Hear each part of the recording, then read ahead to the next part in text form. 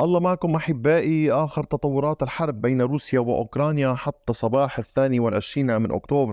تطورات كثيرة لهذا الصباح، خاصة مع تقدم القوات الروسية في اتجاه خيرسون، أوغلودار وبوكروفسك. ولكن هناك أمر هام جدا: القوات الأوكرانية استطاعت التقدم والسيطرة على قرى في اتجاه كورسك. سنبدأ بمنطقة كورسك في روسيا، حيث استطاعت القوات الأوكرانية حشد قوة كبيرة كما قلت لكم في وقت سابق، وقد استطاعت يمكن القول الهجوم على كامل هذه المنطقة الممتدة بين مالايا اللوكنية ونوفو إيفانوفكا، واستطاعت السيطرة على هذه القرى الثلاث: فيكتوروفكا، ليونيدوفو، ألكسندرية. طبعا القوات الأوكرانية كانت فك الطوق أو الحصار الذي كانت ستفرضه القوات الروسية على مجموعتها القتالية في هذه المنطقة. لذلك سعت بكامل قدرتها القوات الأوكرانية لفك هذا الحصار، وطبعا استطاعت السيطرة على هذه القرى الثلاث، وتتواصل الاشتباكات باتجاه نوفو إيفانوفكا.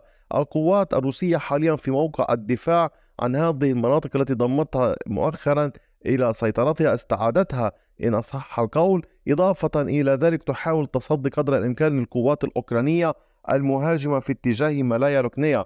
طبعا أحبائي، بهذه السيطرة الأوكرانية على هذه المنطقة نعود ونقول الأرقام بشكل محدث.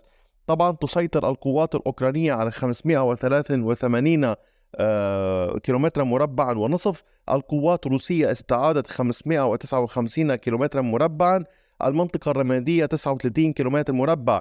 تبقى تحت سيطرة القوات الأوكرانية في منطقة كورسك في روسيا 41 قرية، 5 قرى رمادية.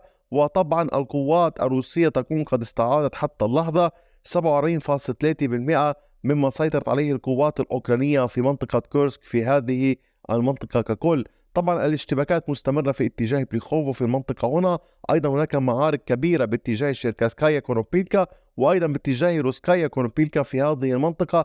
تحاول الوحدات الروسية التقدم على طول الطريق السريع، خاصة بعد السيطرة الروسية بالأمس على كولماكوف. وبالتالي لننتظر إلى أين ستؤول كل هذه الاشتباكات في منطقة كورسك.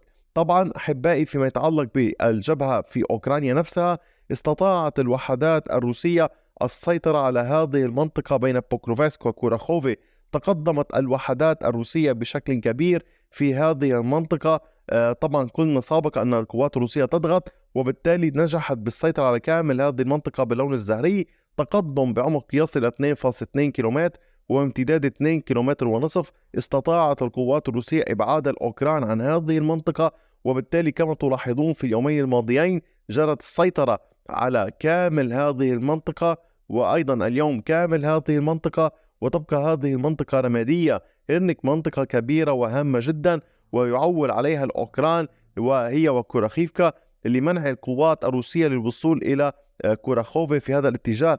لذلك هناك محاولة مستميتة للحفاظ على هذه المنطقة، هذا التكتل السكني يمكن القول الكبير نسبيا نسبة للمنطقة، تحاول الحفاظ عليه، لأنه في المنطقة الخلفية هنا يوجد قرى صغيرة، وبالتالي ليس أمامه خيار سوى الصمود في هذه المنطقة. ولكن يركز الروس أيضا في عملياتهم العسكرية على قطع خطوط الإمداد في هذا الاتجاه، وبالتالي يحاول الروس التقدم على طول المنطقة هنا نحو خط الإمداد الموجود في هذه المنطقة. ويركز الروس أيضا على اقتحام كوراخيفكا وعزلها عن هيرنك، وبالتالي هناك محاولات لتقسيم القطاع هنا إلى دوائر صغرى فأصغر. هذا الأمر شاهدناه في أفديفكا وفي مناطق أخرى مختلفة.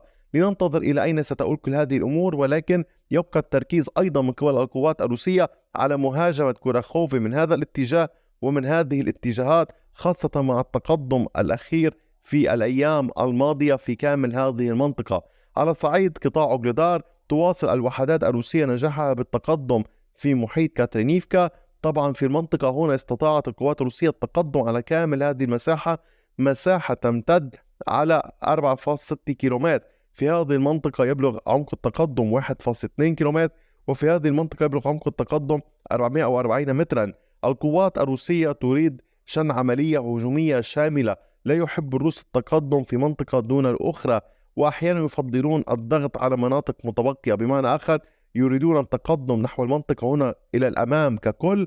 وفي نفس الوقت هنا يوجد تكتل كبير للقوات الأوكرانية، قوات كثيرة مع تحصينات، وبالتالي يريد الروس الضغط على هذه القوة من الجانبين الشمالي والجنوبي. ولكن القوات الروسية بحاجة مبدئيا للسيطرة على أنتونيفكا، لذلك بالأول يحاولون قدر الإمكان السيطرة على كاترينيفكا، الضغط باتجاه أنتونيفكا، وربما لاحقا الضغط على كامل هذه القوة الموجودة هنا.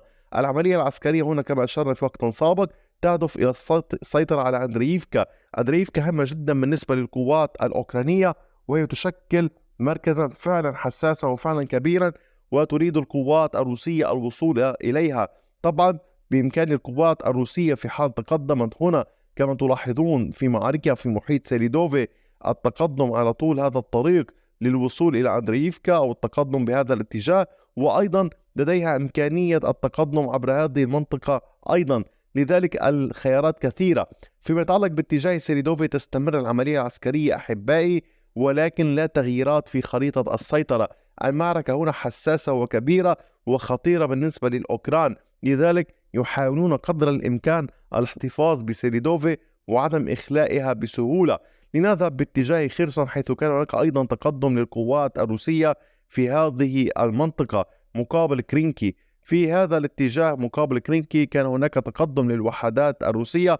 استطاعت القوات الروسية السيطرة على كامل هذه المساحة باللون الزهري. طبعا هذه ضفاف تقع بين ضفتين كبار، الضفة التي تسيطر عليها روسيا في خيرسون باللون الأحمر، والضفة هنا التي تسيطر عليها القوات الأوكرانية كما تشاهدون محاطة أيضا بخط أحمر عريض، وهي ما تبقى للقوات الروسية للسيطرة على كامل مقاطعة خيرسون.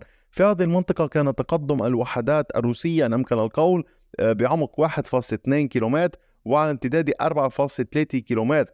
القوات الروسية نسبيا في آخر فترة أو في الشهر الماضي تحديدا كانت تحاول توسيع سيطرتها في الجزر هنا في الضفاف هذا، وتحاول قدر الإمكان أن تحصل كامل أو أكبر قدر ممكن من هذه الضفاف حتى ربما تتجهز لاحقا لمعركة خيرسون. وبالتالي ننتظر إلى أين ستؤول الأمور في هذه المنطقة. أحبائي هناك أمر هام إضافي فيما يتعلق باتجاه جبهة كوبيانسك. في هذه المنطقة تستمر الاشتباكات، ولكن المعارك ليست سهلة، وفي نفس الوقت الأوكران ربما يخططون للضغط على القوات الروسية من الجهة الشمالية ومن الجهة الجنوبية، خاصة وأن القوات الروسية نجحت في عزل هذه المنطقة، عزل كوبيانسك في منطقة خاركيف عن محور زفاتوفي وكريمينا. وبالتالي أصبحت القوات الروسية في الوسط هنا كما تلاحظون على الخريطة.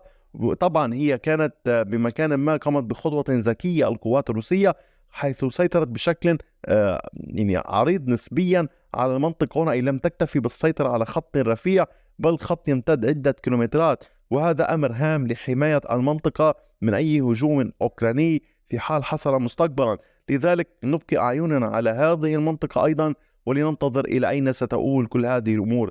أحبائي شكرا لكم دوما، شكرا على أكثر من 45 ألف ثقة في هذه القناة. هذه القناة لنا جميعا، وتذكروا أنها بدعمنا جميعا تستمر وتنجح، ولا يعتمد الأمر فقط علي.